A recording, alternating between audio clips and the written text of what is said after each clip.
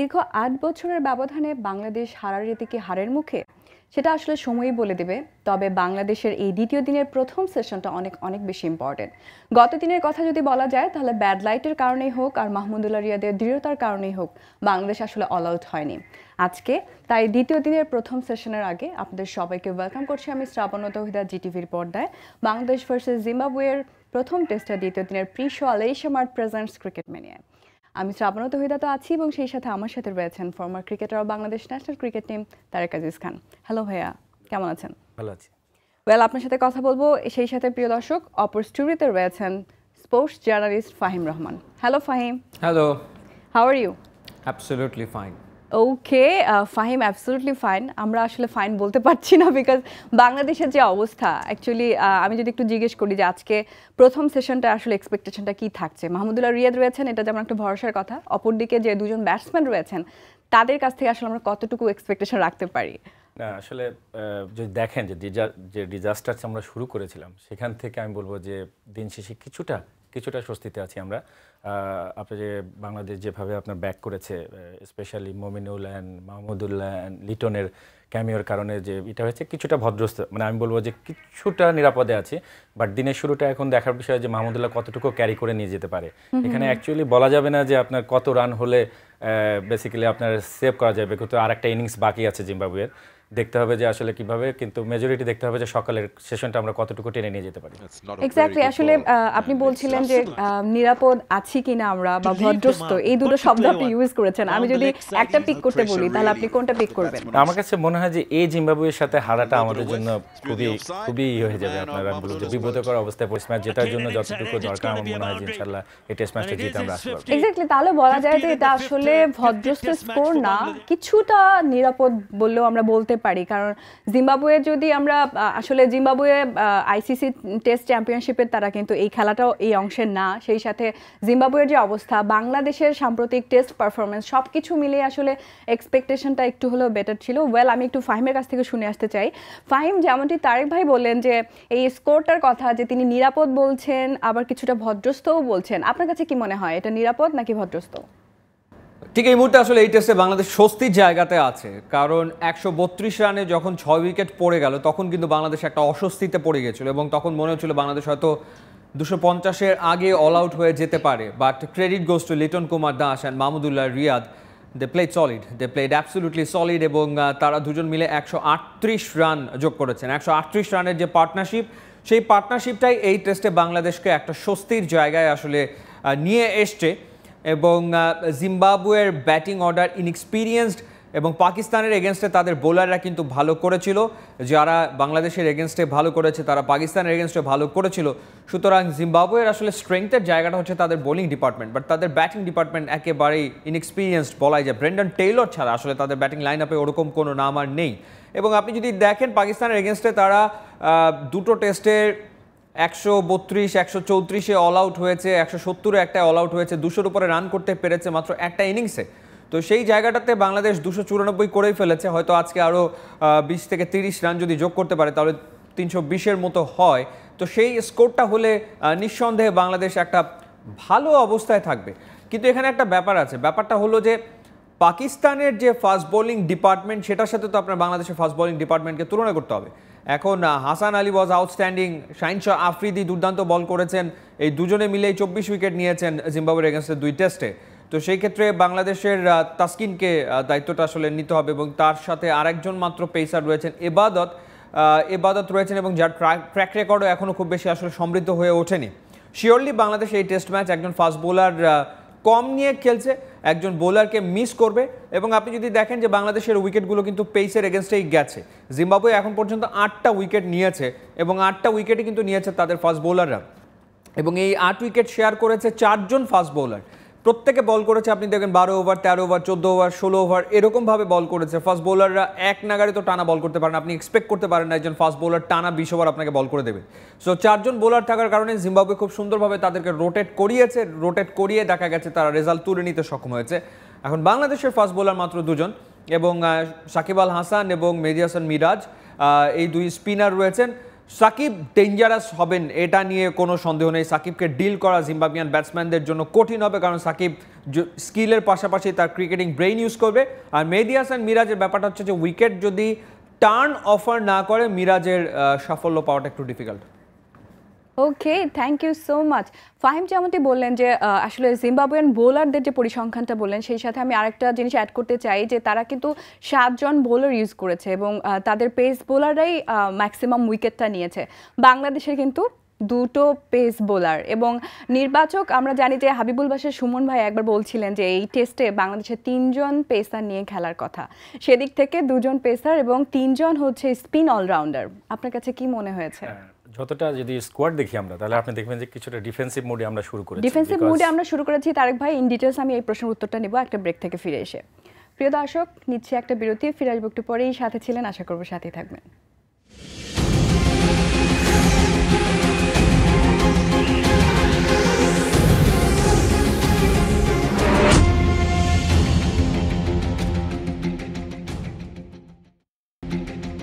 Once again, welcome back in Alay Shamart Presents Cricket Mania. আমি শ্রাবণ তৌহিদা আছি এবং যেমনটি আপনারা দেখছিলেন আমার সাথে যারা ছিলেন তারাই রয়েছেন।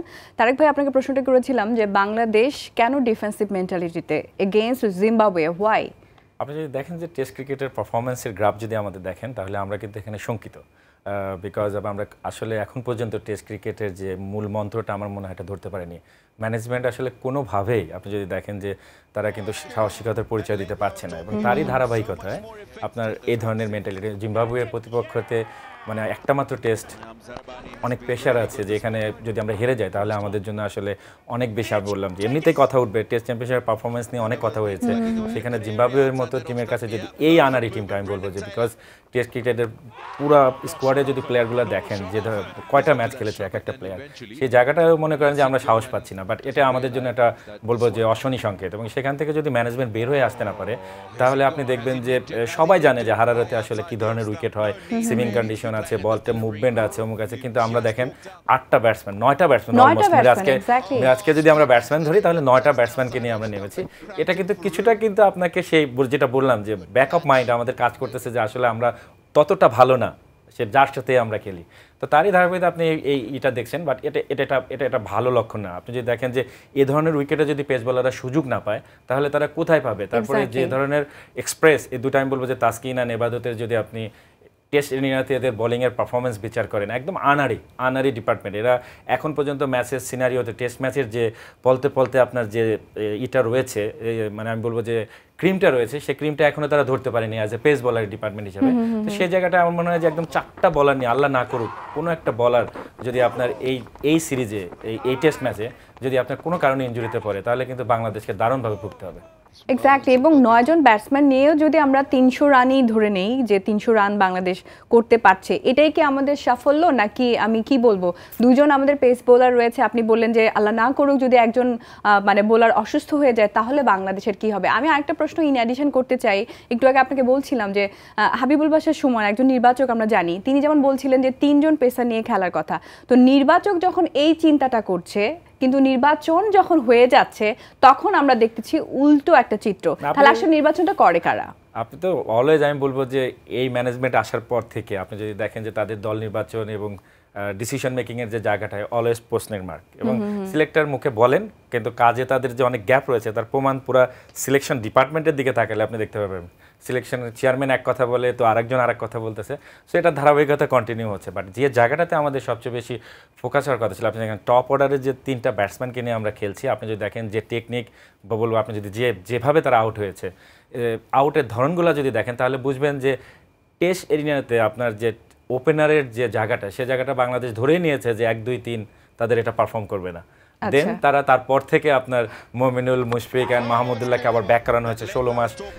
কোনো লঙ্গার ভার্সন ক্রিকেটে খেলেনি। আমরা লাকি এনাফ যে মাহমুদুল্লাহ এখানে পারফর্ম করেছে। আদারওয়াইজ দেখেন মাহমুদুল্লাহ এমন একটা প্লেয়ার, যখন তাকে বাদ দেওয়া হলো তখন আপনাকে কি চিন্তা করে বাদ দেওয়া হলো? আবার কিছু না করে বাংলাদেশ টিমে যে ব্যাক করা যায়, উইদাউট কোনো জায়গায় প্ল্যাটফর্মে আপনার পারফর্ম না করেও সেটাও তারা প্রমাণটা দিয়ে দিল। সো সিলেকশন নিয়ে আসলে আমরা ওইভাবে কিছু বলতে চাচ্ছি না, কারণ এটা বলতে বলতে সবার মুখে ফেনা উঠে গেছে, বাট তারা এখন পর্যন্ত চেঞ্জ হয়নি। বাট যে জায়গাটাতে সবচেয়ে বেশি ওরিডের বিষয়, ধরেন এরকম মানসিকতা নিয়ে যদি আমরা চলতে থাকি তাহলে অদূর ভবিষ্যতে আপনার টেস্ট এরিয়াতে আপনার দেশের বাইরে যদি টেস্ট ম্যাচ জিততে হয় সেই জায়গাটায় কিন্তু আমাদের সবসময় কোশ্চেন মার্ক থেকে যাবে। এবং আপনি যদি দেখেন যে টপ অর্ডারের যে ব্যাটিংয়ের ব্যর্থতা, 9টা ব্যাটসম্যান নিয়ে খেলছি, খেলার পরেও যে অবস্থায় এসে আমরা দাঁড়িয়েছি এই জিম্বাবুয়ের এগেনস্টে, তাহলে যদি এটা যদি জিম্বাবুয়ে না অন্য কোনো প্রতিপক্ষ হতো তাহলে তো আমাদেরকে আপনি তো সেদিন শেষে আপনাকে হাহাকারি করতে হতো। এক্স্যাক্টলি। এবং তাদের কিন্তু রেগুলার ক্যাপ্টেন তিনি নাই, ক্রেইগ আরভিন নাই, তারপরেও কিন্তু বাংলাদেশের যে পারফরমেন্স এবং 9 জন ব্যাটসম্যান নিয়ে খেলছি আমরা, এটা কিন্তু বিহাইন্ড দ্য সিন বা বিহাইন্ড দ্য মেমোরি এটা কিন্তু থাকবেই আমাদের। যাই হোক, আর কালকে আমরা খেলার যদি একটু অ্যানালাইসিস করি সেখানে দেখা যায় যে বাংলাদেশ কিন্তু জোড়ায় উইকেট হারিয়েছে, প্রত্যেকটা সেশনেই 3টি করে উইকেট হারানো এবং লাস্ট সেশনে গিয়ে 2টো উইকেট। যাই হোক, এটার পেছনে কারণটা কি ছিল বলে আপনি মনে করেন? যে মেন্টাল প্রেশার না কি ছিল? না, মেন্টাল প্রেশার তো ছিলই। আপনি যদি সাইফের আউটটা দেখেন, তাকে দেখে মনে হচ্ছে সে ব্যাট বলে সে যে আরও আগে আউট হতে পারতেন। ফার্স্ট বল আপনি যদি দেখেন যে তার ফার্স্ট বলে কিন্তু আউট হয়ে যাওয়ার কথা, যে টেকনিকে সে খেলেছিল বলটা যদি আপনার সিলিতে যেত তাহলে তিনি আউট হয়ে যেতেন। যতটুকু পা নিয়ে খেলার কথা, আপনার একটা ইনসুইং বলারের এগেনস্টে কতটুকু কাভার করে খেললে আপনার বলটা সুইং করার, আপনি যদি সুইংটা কেটে দিতে পারেন তাহলে বলটা বের হয়ে যাবে। যদি আপনি দেখেন সাদমান চেষ্টা করেছে অনেকক্ষণ, বাট শান্তর পারফরমেন্স আপনি দেখেন আপস অ্যান্ড ডাউন, মানে কোনোভাবে আপনি মিলাতে পারবেন না, ধারাবাহিকতার ধারে কাছেও নেই। এবং সেই জায়গাটায় যদি আপনি তাকান, আপনি যদি দেখেন যে জিম্বাবুয়ে, আমি বলবো যে ফার্স্ট সেশন তারা চমৎকার বোলিং করেছে, সেকেন্ড সেশন ওয়াজ তাদের কন্ট্রোলে ছিল, সেখানে মমিনুল এক্সট্রাঅর্ডিনারি পারফর্ম করেছে। আমরা বলবো থার্ড সেশনটা আমরা ভালো দুবার লাইফও পেয়েছিলেন তিনি, লাইফ পার্ট অফ গেম, এটা যে কেউ যে কোনো এর সাথে আপনার হতে পারে, বাট থার্ড সেশনটা উই প্লেড ভেরি ওয়েল। এবং আপনি যদি দেখেন যে ওইখানে লিটন অ্যান্ড মাহমুদুল্লাহ চমৎকার একটা ইনিংস খেলেছে, প্রায় 127-এর উপরে আমরা রান করেছি। একটা মাত্র সেশন আমরা আসলে ভালো খেলি। টেস্ট ক্রিকেটে হয় কি, আপনাকে প্রত্যেকটা সেশনের মানে একটা ছোট ছোট সেশনগুলোকে আপনাকে অনেক গুরুত্ব দিয়ে খেলতে হয় এবং সারাদিনই আপনাকে ভালো একটা পারফরমেন্স করতে হয়। ওভারঅল যদি আপনার হিসাব করি, ওরা শেষ বিকালে যে কিছু আপনার তারা এই টেস্টে রাখেনি, সেটারই হয়তো কারণে বাংলাদেশ লাস্ট সেশনটা খুব সুন্দরভাবে ইউটিলাইজ করেছে। এবং স্পেশালি লিটন কুমার দাসের কথা তো বলতেই হবে, এত চমৎকারভাবে খেলছিলেন কালকে। আসলে তার সেঞ্চুরিটি না পাওয়াটাই মনে হচ্ছে যে একটু হলেও আমাদেরকে মানে কষ্টটা দিয়েছে, যে খুব ভালো খেলছিলেন, একেবারে 95-এ গিয়ে আউট হয়ে যাওয়াটা আনফরচুনেট। ব্যাড লাক, আমি বলবো লিটনের জন্য খুব ব্যাড লাক।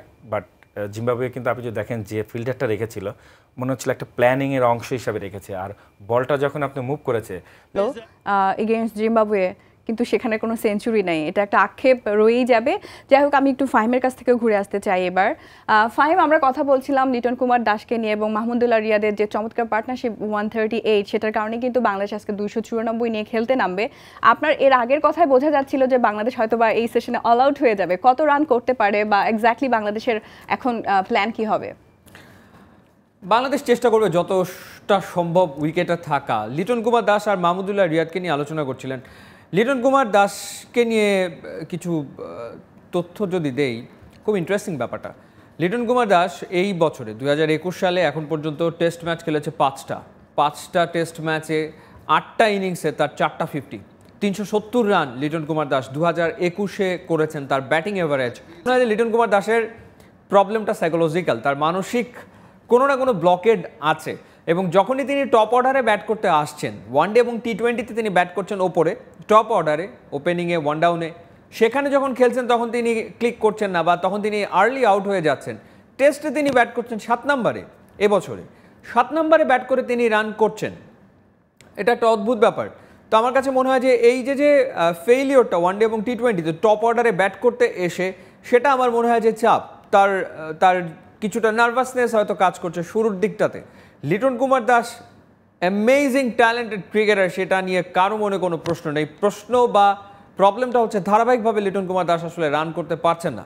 সো লিটন আশা করি তিনি ধারাবাহিকভাবে রান করবেন, যেভাবে টেস্টে করছেন, ওয়ানডে বা টি20-তেও তিনি যদি সেভাবে রান করেন তাহলে বাংলাদেশের এই 1-2-3-এর যে প্রবলেম চলমান, সেই সমস্যার সমাধান আসলে হতে পারে যদি লিটন তিনি পারফর্ম করতে পারেন। মাহমুদুল্লাহ রিয়াদ প্রসঙ্গে বলতে গেলে, মাহমুদুল্লাহ রিয়াদকে নিয়ে আপনারা আলোচনা করছেন, মাহমুদুল্লাহ রিয়াদকে কেন ড্রপ করা হয়েছিল সেটাও একটা প্রশ্ন। 2019-এর দিকে যদি আপনি তাকান, 2019-এ মাহমুদুল্লাহ রিয়াদ 5টা টেস্ট ম্যাচ খেলেছেন, 10 ইনিংসে 332 রান, তারও ব্যাটিং এভারেজ 60-এর ওপরে। 2019-এ একটা সেঞ্চুরি আছে তার, ওই বছরে একটা 50ও আছে। তো তারপর টেস্ট টিম থেকে তাকে সরিয়ে দেওয়া, আবারও তাকে টেস্ট টিমে আনা এবং আবারও তিনি রান করলেন এবং 17তম হাফ সেঞ্চুরি তুলে নিলেন। আমি একটু ইন্টারাপ্ট করছি কারণ আমাদের হাতে একদমই সময় নেই। আমি একটু জানতে চাচ্ছি যে নেক্সট সেশনে আসলে বাংলাদেশের কত রান হতে পারে, আপনি কি এক্সপেকটেশন রাখছেন? 320 325 পর্যন্ত হয়তো Bangladesh. Okay, thank you so much.